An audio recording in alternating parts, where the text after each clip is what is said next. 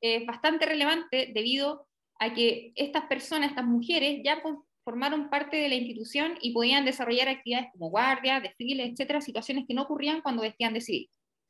En el año 2007 ingresan las primeras cadetes a la Escuela Naval, con algunas restricciones de escalafón, como son submarinistas, infantería marina, y en el año 2009 se produce el ingreso de las primeras grumetes a la Escuela de Grumetes con las mismas restricciones de escalafón que en el caso de los oficiales.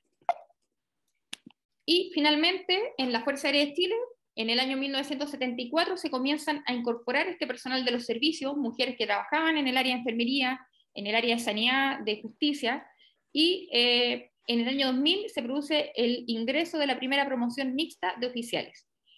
Aquí hubo una diferencia respecto a las otras dos instituciones debido a que la Fuerza Aérea promovió el ingreso sin restricciones en términos legales ni reglamentarios para que las mujeres pudieran optar a cualquier escalafón. Y el año 2009 ocurre lo mismo que en el caso del personal del cuadro permanente o los suboficiales, donde estas alumnas podían ingresar a cualquier especialidad sin ningún tipo de restricción reglamentaria. Ahora bien, respecto a la perspectiva de género en las Fuerzas Armadas, nosotros tenemos tres grandes documentos que respaldan esta situación, que la primera es un documento del 2005 del Ministerio de Defensa Nacional que se llama Participación de las Mujeres en las Fuerzas Armadas, que lo que busca es entregar una serie de principios orientadores para que las instituciones puedan ir incorporando la perspectiva de género en sus organizaciones. El segundo es el libro de la Defensa Nacional del año 2017, que tiene como diferencia el que da un énfasis en la formación en género en las distintas escuelas matrices.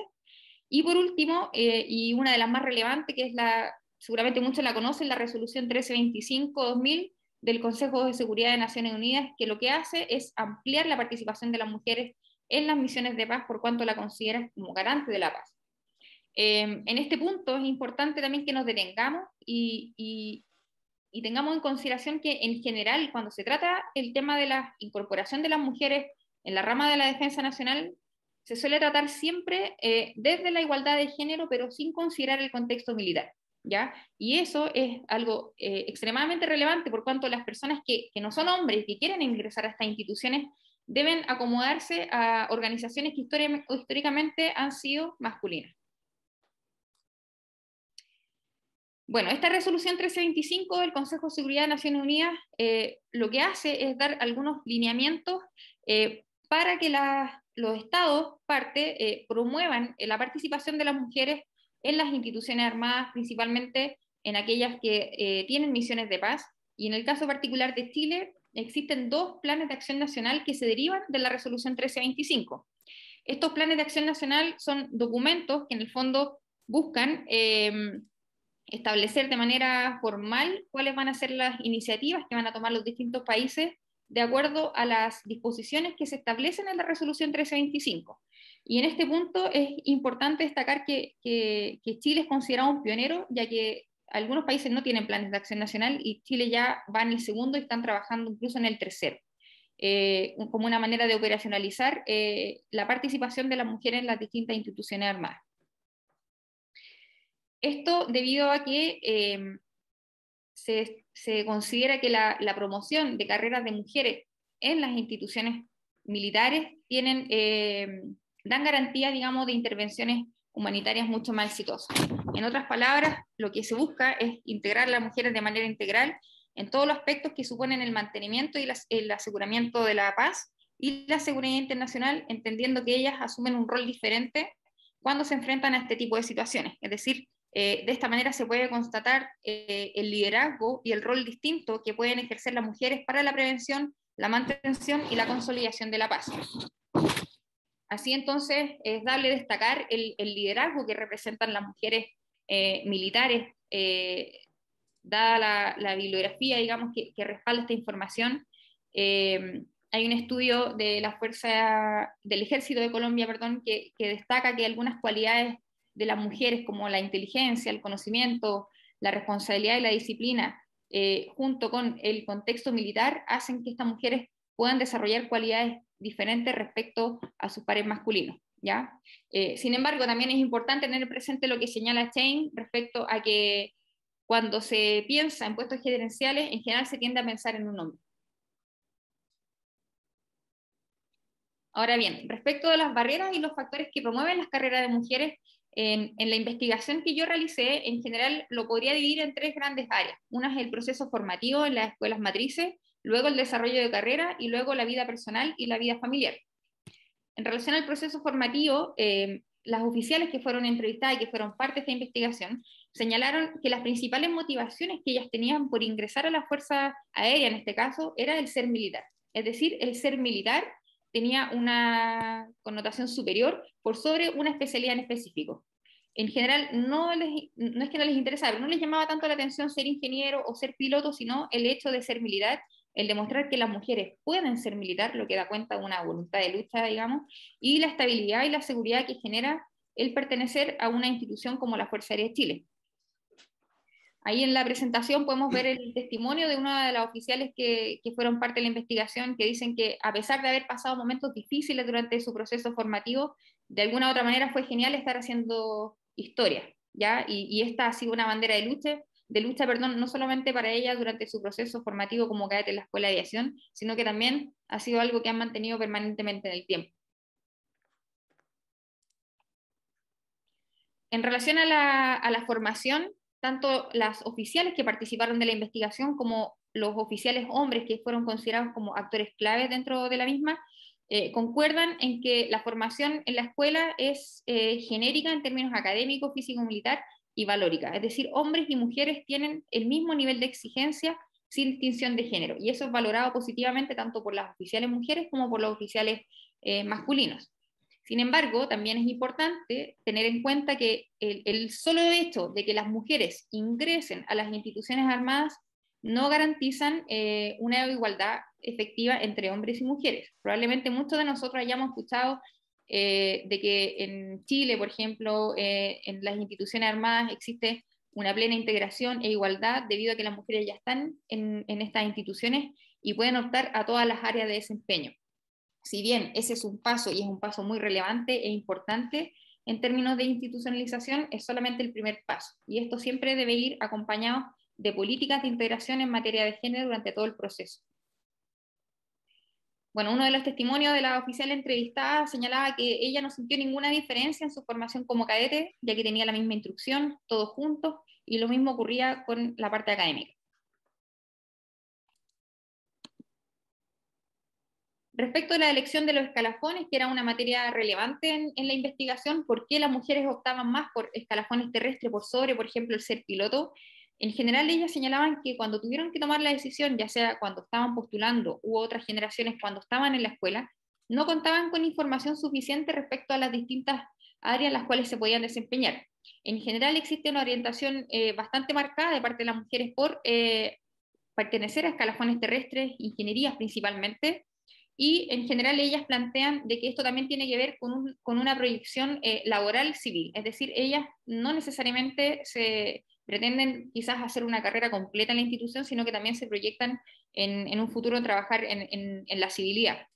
Y algo que llamó la atención en la investigación es que la maternidad, de acuerdo a los testimonios de estas oficiales, no jugó un factor preponderante a la hora de tomar la decisión de un escalafón, que muchas veces también hemos escuchado que muchas mujeres priorizan ciertas áreas por el deseo de ser madre en el futuro. La verdad que en este caso, la mayoría de ellas señalaba que a la edad que tomaron la decisión ni siquiera consideraban la posibilidad de ser madre.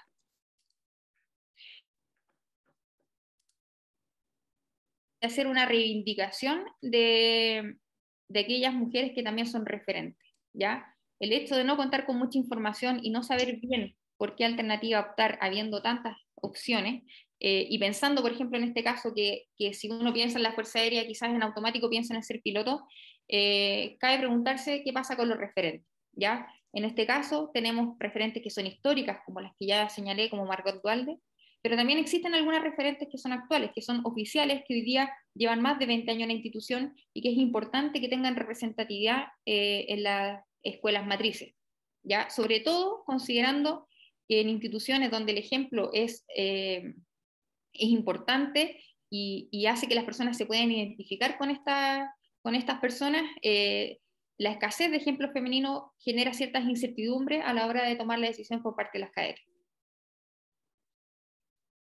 Siguiendo con el tema del proceso formativo, también se evaluó los tipos de relacionamiento que existían en la escuela. En general, se evaluaron tres grandes dimensiones: la relación de las cadetes con los oficiales, la relación de las cadetes con los cadetes más antiguos y la relación de las cadetes con sus compañeros de curso.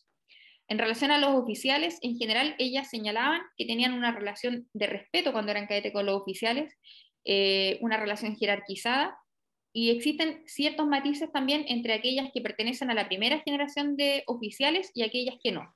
La primera generación de oficiales en general señala que vivieron algunas situaciones de discriminación positiva y discriminación negativa. Sin embargo, aquellas que pertenecen ya a generaciones posteriores a esa señalaban que en general eso no lo vivieron, ¿ya? Y lo que da cuenta también de un aprendizaje organizacional en este sentido. La relación con los cadetes más antiguos, en general, ellas señalaban que era una relación jerarquizada, y también existe una diferencia acá con la primera generación mixta, por cuanto ellas señalaban que habían compañeros de curso de ellas que tampoco estaban muy de acuerdo con esta integración, porque los mismos cadetes más antiguos los molestaban, etcétera. Pero que esto se fue normalizando al pasar el tiempo, y que hoy día la relación es bastante horizontal. Y respecto a los compañeros de curso, se ocurría lo mismo: diferencias con la primera generación versus el resto de las generaciones. En general, una relación bastante horizontal entre los cadetes, de igual a igual. Entonces, en general, la experiencia en la escuela de aviación, de acuerdo a los testimonios de las entrevistadas, fue una experiencia positiva, en términos de que pudieron generar lazos de camaradería, se generaba espíritu de cuerpo, y ellas consideraban que tuvieron una formación integral que les permitió desarrollarse en términos académicos, en términos físicos, valóricos, y por supuesto también en términos militares. Respecto al desarrollo de carrera, lo primero que tenemos que considerar es que, a diferencia de lo que ocurre en el mundo civil, en las carreras militares existen ciertas particularidades que van asociadas a la carrera, como algunos hitos. Algunos de estos hitos, por ejemplo, son los ascensos y la propia estructura piramidal, que sí o sí se debe ir cumpliendo al pasar de los años, donde la base es mucho más ancha, por supuesto, que la copa, y en la medida que van pasando los años, la carrera se va haciendo un poco más competitiva, y es importante que se vayan generando las condiciones para que esta competencia entre los mismos oficiales, sana competencia, vaya desarrollándose de manera justa. Así, se pudo constatar que hay cuatro grandes temas que resaltaban las oficiales en sus testimonios respecto de lo que les tocó vivir o les ha tocado experimentar en su desarrollo profesional.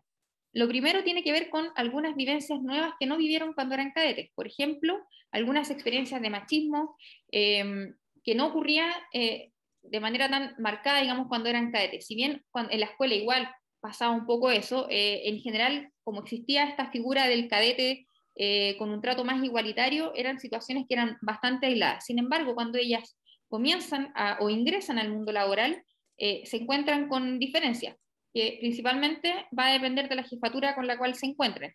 En general, algunas señalaban que tuvieron una buena experiencia, otras que dependía del jefe que les tocaba, pero estas quizás vivencias de machismo tienen que ver más que nada con situaciones o chistes sobre mujeres, o chistes relacionados con la maternidad, entonces que producían obviamente o producen en ellas cierta incomodidad.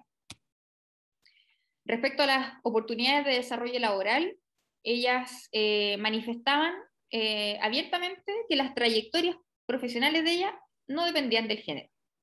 Sin embargo, cuando yo conversaba con ellas y entrábamos de nuevo en este tema, podíamos constatar de que existía una diferencia entre el discurso o las propias experiencias que ellas relataban y el hecho de considerar que no existen diferencias, digamos, concretas en el desarrollo profesional de ella versus sus pares hombres.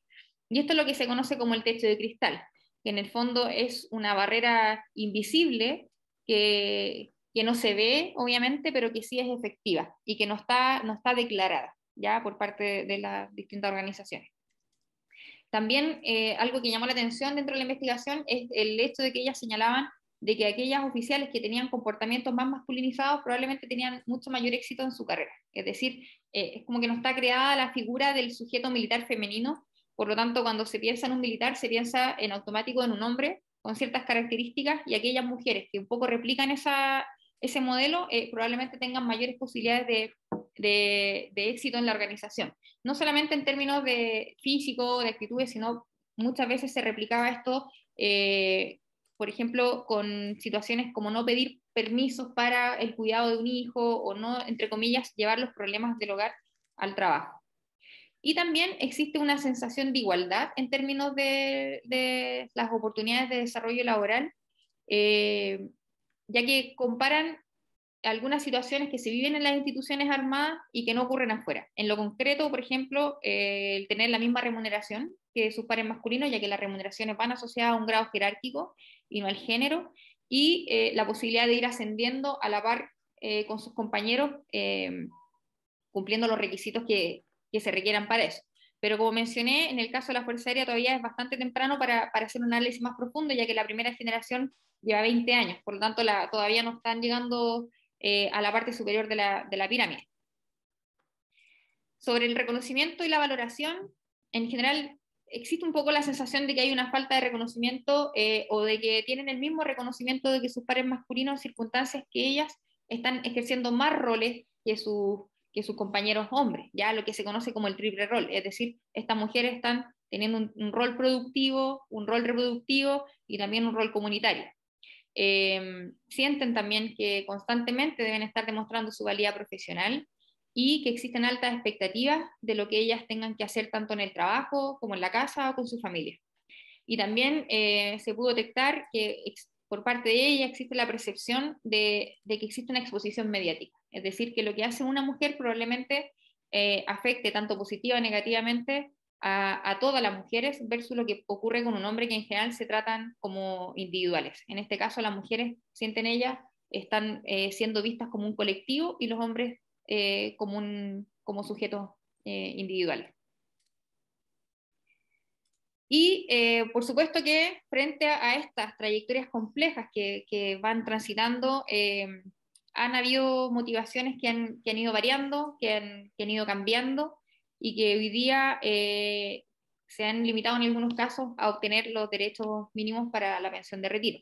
Ya sin un inicio de la presentación hablábamos que estas mujeres demostraban una constante voluntad de lucha y estaban motivadas por ser militares más allá de la especialidad, y el demostrar que las mujeres pueden. Hoy día muchas de esas motivaciones, dadas estas trayectorias complejas, han ido variando y se han limitado a obtener un derecho a pensión. Finalmente, respecto de la vida personal y familiar, también aquí hay un tema bastante relevante. Existe la sensación por parte de ellas de que esto es un problema, o de que sienten que generan un problema organizacional, el hecho de que una mujer se vaya con prenatal, con postnatal, o que tenga que hacer uso de una licencia, sienten que no es bien recibido, que existe una diferencia cuando analizamos el desarrollo profesional de una oficial que tiene hijos y aquella que no tiene hijos. Es decir, al parecer la maternidad es como un primer hito en un cambio, digamos, del desarrollo de carrera. Tanto las oficiales como los oficiales masculinos entrevistados declararon que la ausencia al trabajo, por la razón que sea, limita la carrera militar. Entonces, en ese sentido, si una mujer va a tener un hijo, el periodo de prenatal, postnatal y posibles licencias posteriores, probablemente la vaya a ir limitando en el desarrollo de su carrera. Compatibilizar la vida personal con la vida militar es un problema transversal, ¿ya? No es obviamente algo que se pueda encasillar solamente en las Fuerzas Armadas. Las Fuerzas Armadas son una muestra de lo que está ocurriendo también en nuestra sociedad, y por supuesto que como parte de ella también nos va afectando, y surge en este sentido las redes de apoyo, tanto personales como institucionales, como un elemento clave para poder cumplir con todas las tareas que corresponden a las Fuerzas Armadas. Por otra parte, el rol de los cuidados, el tema de los cuidados se sigue asociando como un rol de las mujeres, ¿ya? Llamaba la atención que tanto las entrevistadas mujeres como también los entrevistados hombres asociaban inmediatamente el tema de los cuidados como un rol de ellas, declarando como como a ella les toca cumplir otros roles distintos, o como nosotras como madres tenemos que hacer esto, entonces en el fondo existe la percepción instaurada de que el tema de los cuidados es un rol de mujeres. Por lo tanto, es relevante en este sentido generar políticas de corresponsabilidad, entendiendo que no es un problema de mujeres, sino es un problema de padres, de familia, eh, y teniendo en consideración que en una institución militar existe el compromiso de dar la vida, por supuesto que las políticas de corresponsabilidad resultan esenciales para poder dar cumplimiento a todos los mandatos que tenemos.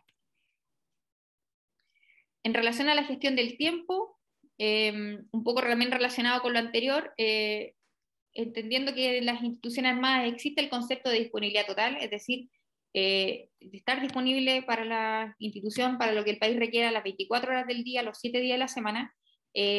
Por supuesto que el hecho de ser madre, por ejemplo, en este caso, de acuerdo a lo que ella relataba, produce un quiebre en este sentido, ya que no siempre existe el soporte para poder dar cumplimiento a las tareas. Y en algunos casos, estas mujeres dejan de cumplir algunas labores militares y en otros casos las cumplen, pero tienen que andar coordinando una serie de actividades adicionales. También influye el escalafón. Aquellas que pertenecían, por ejemplo, al escalafón del aire, que eran pilotos, señalaban que tenían muy pocas posibilidades de planificar su semana, por ejemplo, a diferencia de aquellas que se desempeñaban en la hora administrativa, quienes tienen muchas más opciones de organizarse. Y en este caso, la externalización de las labores domésticas también resulta fundamental a la hora de poder organizar la vida personal. Eh, Obviamente sabemos que no todos tienen la posibilidad de optar a este tipo de ayuda. Y para finalizar, yo los desafíos y las conclusiones los marqué en tres grandes temas. Primero, la formación en la Escuela de Aviación como una fortaleza del proceso de integración de las mujeres a la Fuerza Aérea, en este caso. El techo de cristal como una situación que se encuentra invisibilizada no solamente por parte de los actores claves de la Fuerza Aérea, sino también por parte de las propias mujeres que fueron entrevistadas, y la transversalización del género como un desafío permanente. Respecto de la escuela, los aspectos positivos que se pueden destacar es el ingreso de las mujeres en igualdad de condiciones en términos de poder optar a cualquier carrera sin ningún tipo de restricción, las relaciones jerárquicas y de respeto que se producían dentro del proceso formativo y la posibilidad de ingresar, como ya señalé, a todos los escalafones sin restricciones. Algunas áreas a mejorar, información sobre los escalafones, para que los cadetes y las cadetes puedan tomar la decisión respecto a su futuro de manera consciente, con toda la información sobre la mesa. Y en segundo lugar, tener presente la importancia de los referentes como una manera de que estas cadetes puedan ver que el día de mañana ellas también pueden volar, también pueden ser comandante en jefe, y en la medida que puedan ir accediendo a mayores puestos, pueden ir tomando otro tipo de decisiones a nivel institucional. Respecto a la invisibilización del techo de cristal, importante señalar que existe una sensación de equidad que generalmente se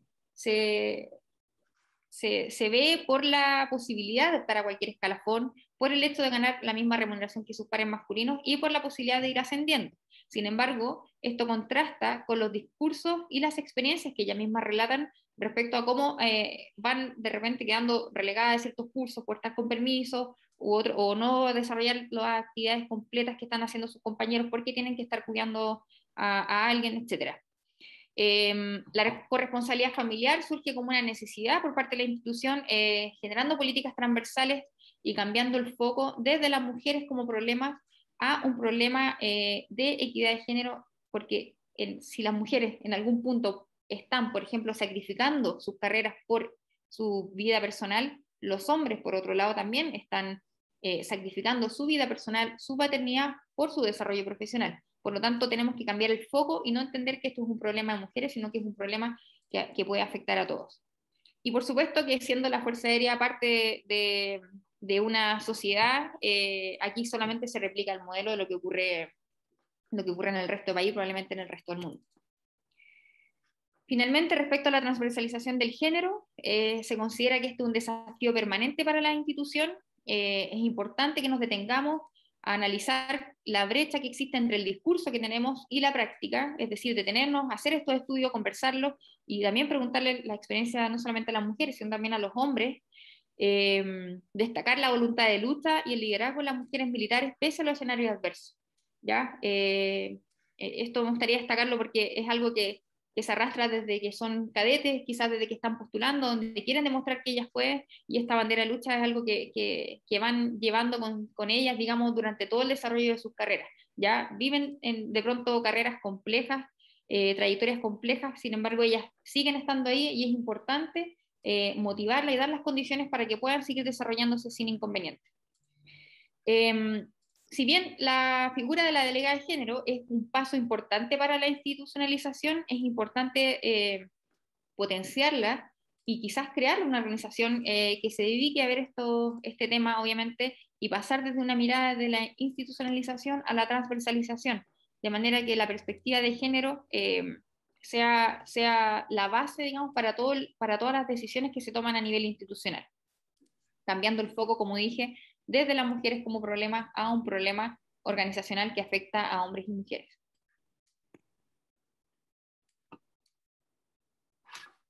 Eso, Nicole.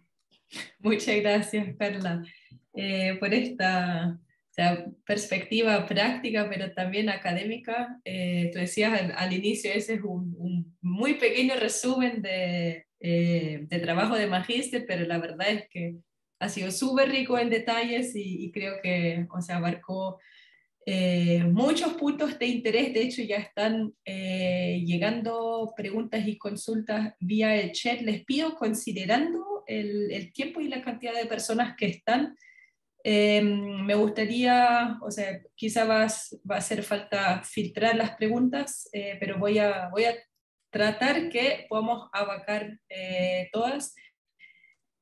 Carla, si te parece, vamos a agrupar tres preguntas y luego te paso la palabra para contestarlas. Así va a ser ¿Ya? un poco más rápido.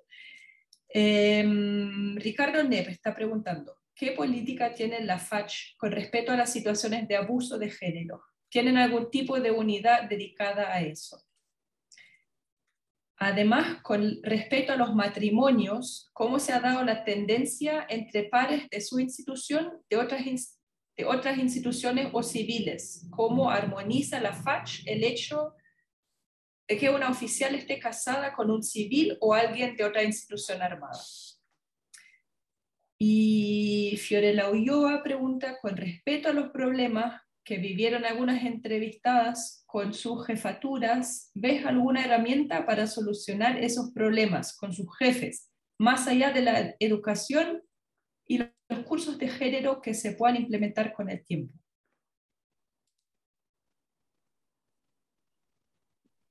Ya, muchas gracias, Nicole.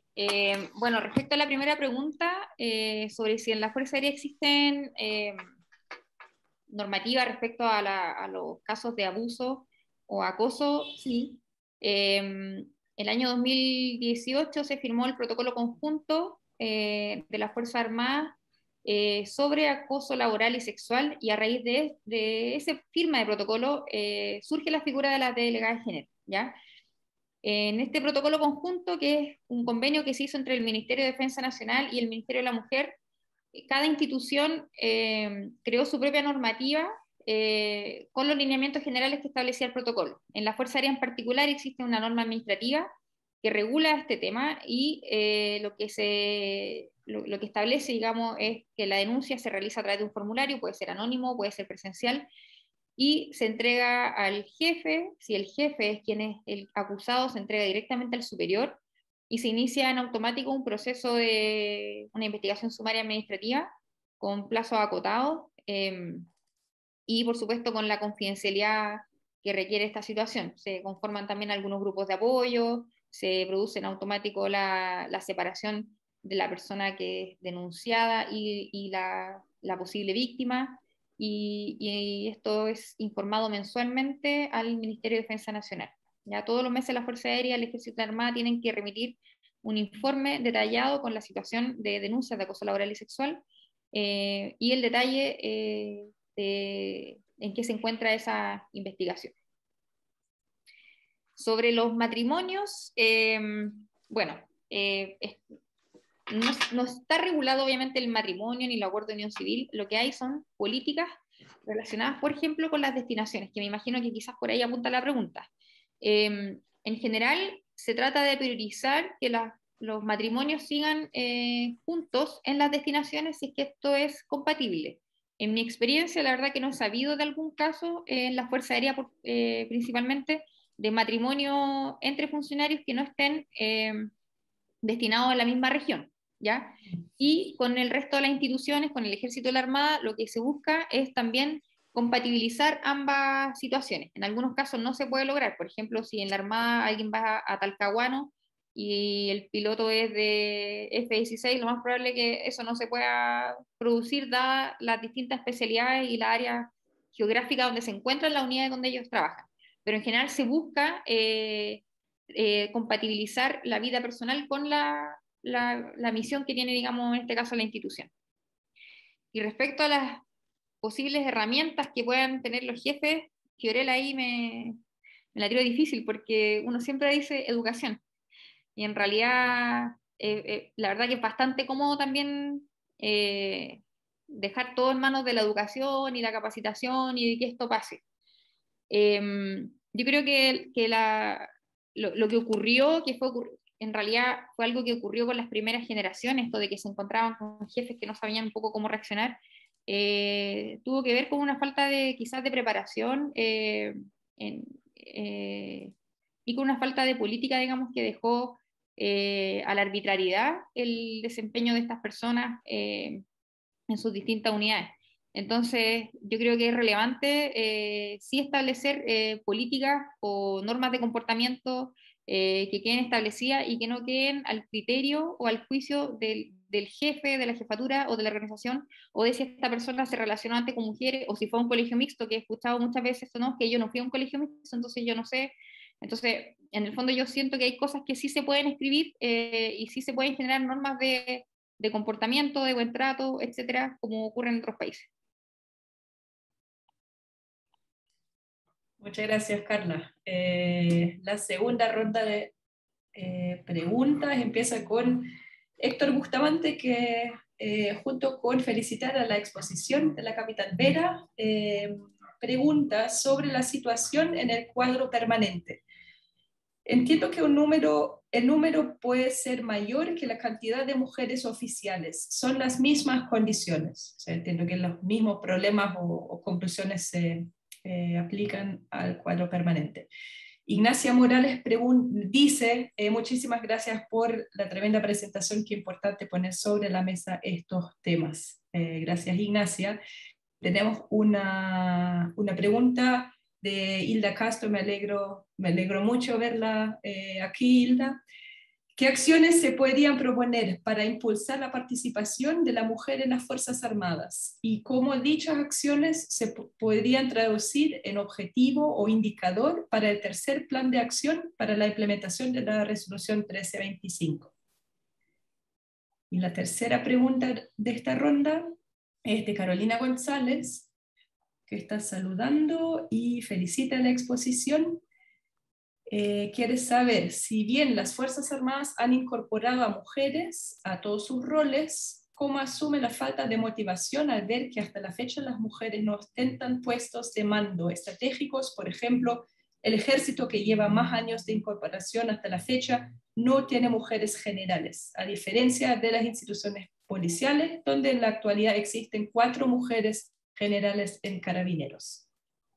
Uh-huh.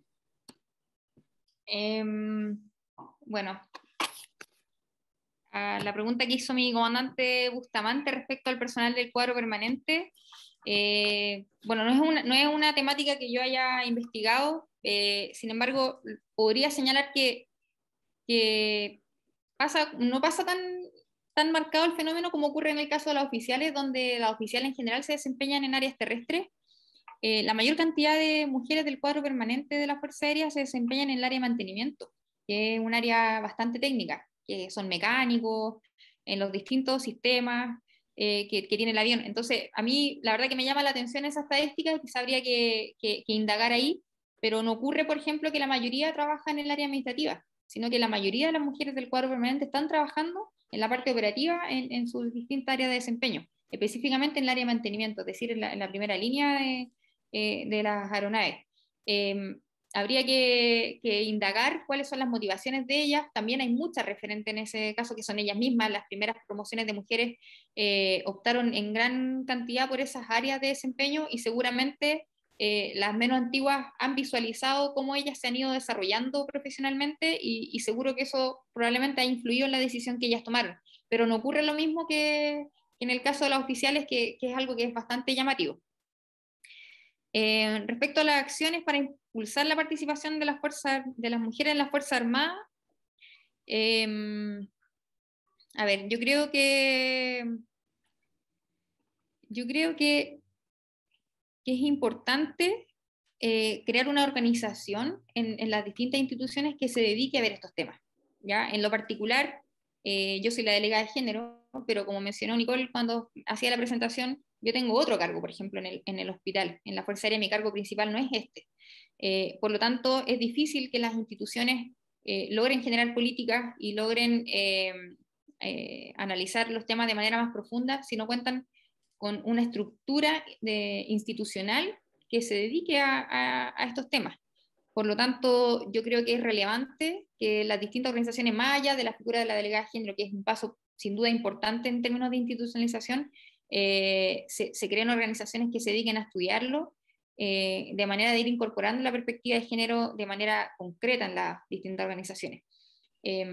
También, si uno lee los planes de acción nacional, son súper interesantes, tienen harto objetivos, tienen indicadores. Sin embargo, cuando uno de repente desde adentro lo ve, no ve mucho en concreto qué está pasando, ¿ya? Y eso es una realidad, obviamente, de los planes de acción nacional en general, con las distintas áreas en las que pueden haber planes de acción nacional, el cambio climático, qué sé yo. Entonces, más allá del plan de acción nacional, que puede ser un documento bastante interesante en términos de tener indicadores, tener objetivos claros, es importante que desde adentro nosotros tengamos una visión más crítica respecto a cómo ha sido esta incorporación y qué acciones concretas vamos a ir tomando. Entonces creo que tener una organización que se dedique a esto es fundamental. Y respecto a la falta de motivación, bueno, en el caso particular de la Fuerza Aérea todavía estamos bastante jóvenes en este sentido, llevamos 21 años con oficiales de línea, las primeras oficiales ya están yendo a la Academia de Guerra Aérea, por lo tanto el próximo año lo más probable es que la primera oficial que salga de ahí vaya a ser mando.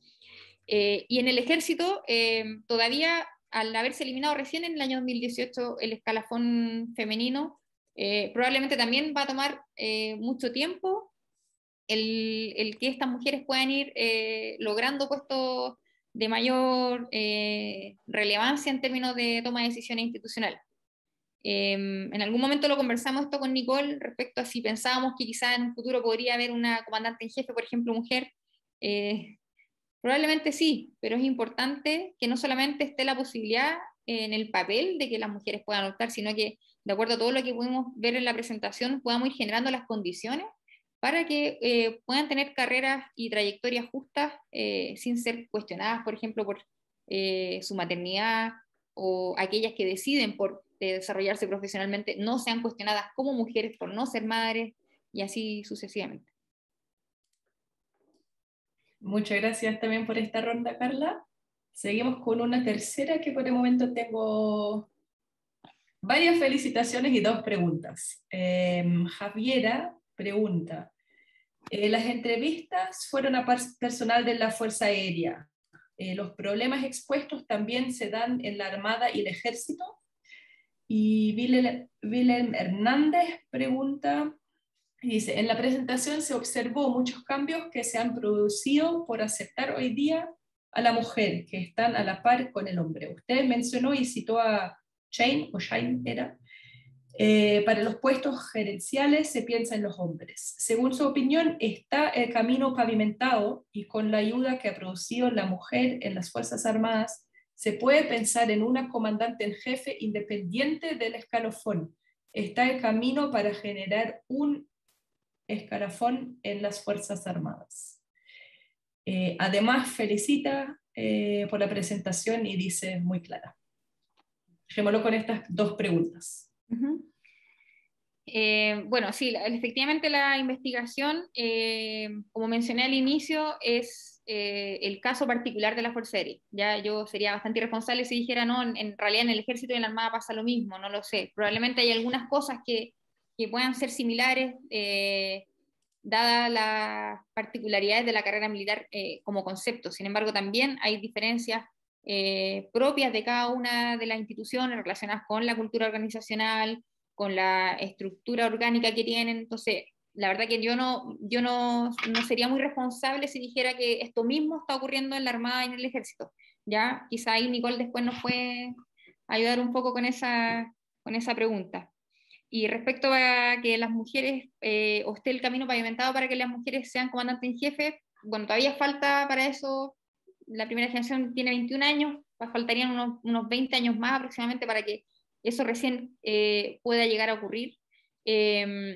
Decir que el camino está pavimentado también es bastante ambicioso. Sin embargo, yo creo que es importante destacar que se va avanzando, ¿ya? Que se va avanzando, que el hecho, por ejemplo, de que en mi caso particular yo haya ido a estudiar este magíster da cuenta de que la propia institución también busca ir formando una masa crítica que tenga conocimiento en esta área, que en general no es muy estudiada, como ya señalé, y es importante detenernos, hacer el análisis, ir conversando y ir viendo de qué manera podemos ir mejorando.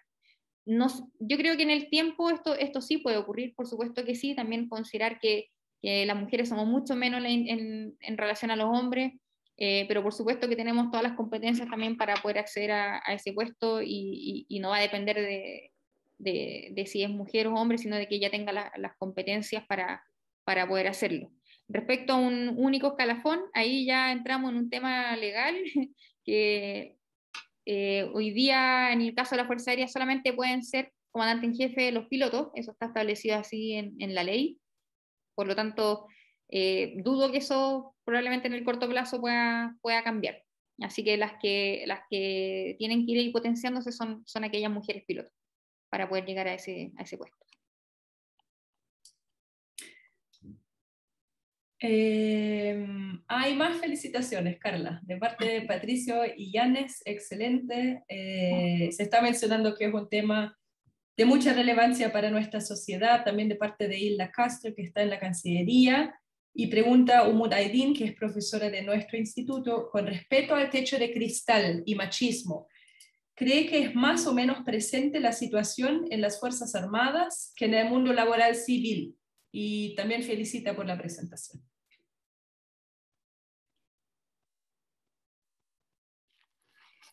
Eh, Qué difícil.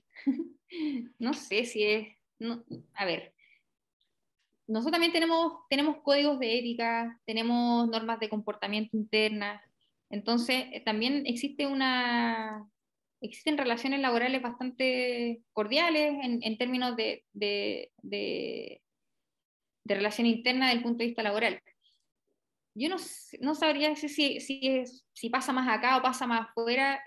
Lo que sí sé es que nosotros, como ya mencioné, somos parte de una sociedad y de pronto en nuestras instituciones se va replicando un modelo patriarcal que no es particular de las Fuerzas Armadas, sino que ya es cultural y que es transversal, digamos, al área en el que nos encontremos. Yo podría hablar hoy día por la Fuerza Aérea y en general, como mencionaron algunas de las entrevistadas, sí hay situaciones o vivencias que ellas han tenido. Sin embargo, también hay mucha regulación y este tema del acoso laboral y el acoso sexual ha sido bastante importante para que las personas puedan comprender, digamos, que independiente del contexto militar o de las situaciones de poder que se puedan dar dada la jerarquía, den pie para que estas situaciones puedan ocurrir. Yo creo que ocurren en las Fuerzas Armadas como ocurren afuera. Desconozco cuáles son las proporciones, sin embargo creo que son temas que hoy día se están tratando y que en el caso particular de la Fuerza Aérea existe tolerancia cero para ese tipo de situaciones, así que es importante seguir avanzando en ese sentido, pero no sé si existen más acá o afuera, la verdad que no me atrevería a hacer una afirmación así porque no tengo el antecedente de cómo es la situación laboral, digamos, en la civilidad.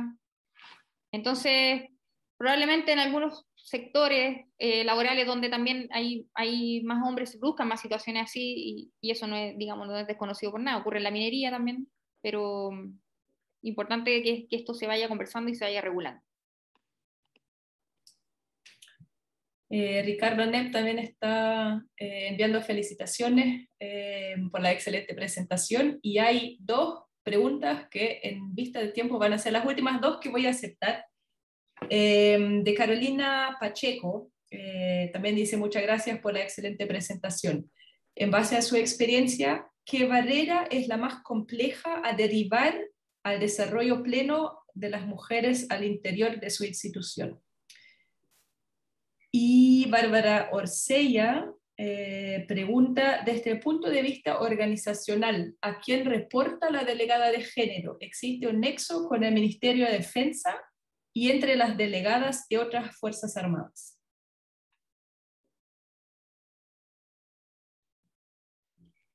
Yo creo que la barrera más compleja es la barrera cultural. Y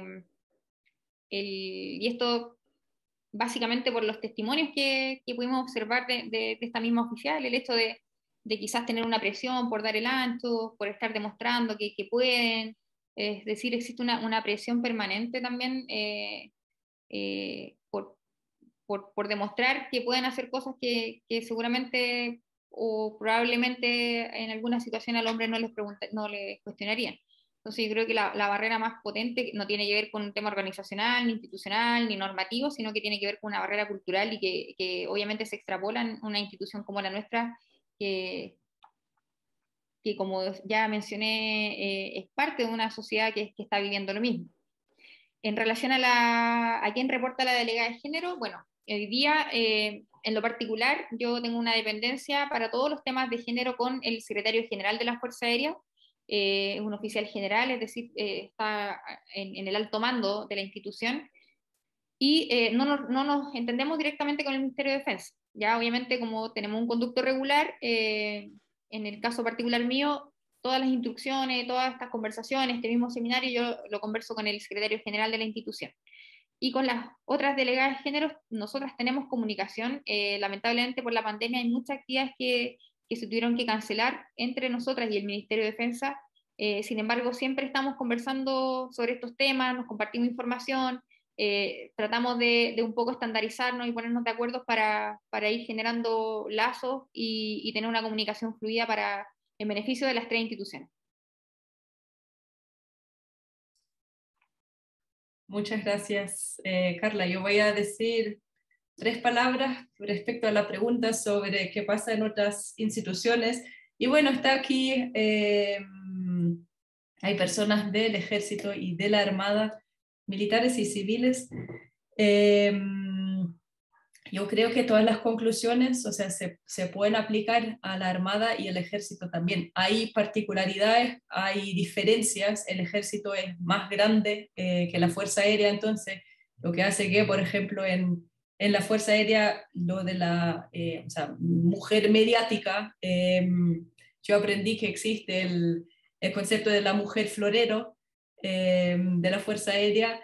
Quizás se da un poco menos. En la Armada la integración física de la mujer es más reciente y todavía parcial. Entonces hay más personas que no están acostumbradas a trabajar con mujeres, que no compartieron la escuela, por ejemplo, y se les hace más difícil. O sea, ahí oficiales reportan un trato distinto que puede ser negativo, también puede ser una discriminación positiva, pero que en general a los oficiales no les gusta. O sea, no quieren ser un aporte especial ni nada, sino quieren ser parte, un soldado de la institución nomás. Así, en este sentido yo creo que las conclusiones, los hallazgos más importantes que fueron expuestos igual viajan a las otras ramas, y también son hallazgos que están bastante en línea con las conclusiones de la literatura internacional que existe. O sea, la mayoría de estudios que existen son de los países OTAN. Así que agradezco nuevamente y especialmente, Carla, esta presentación, la excelente disposición a responder muchas preguntas que dan para mucho, pero que fueron respondidas muy claramente y muy sucintamente.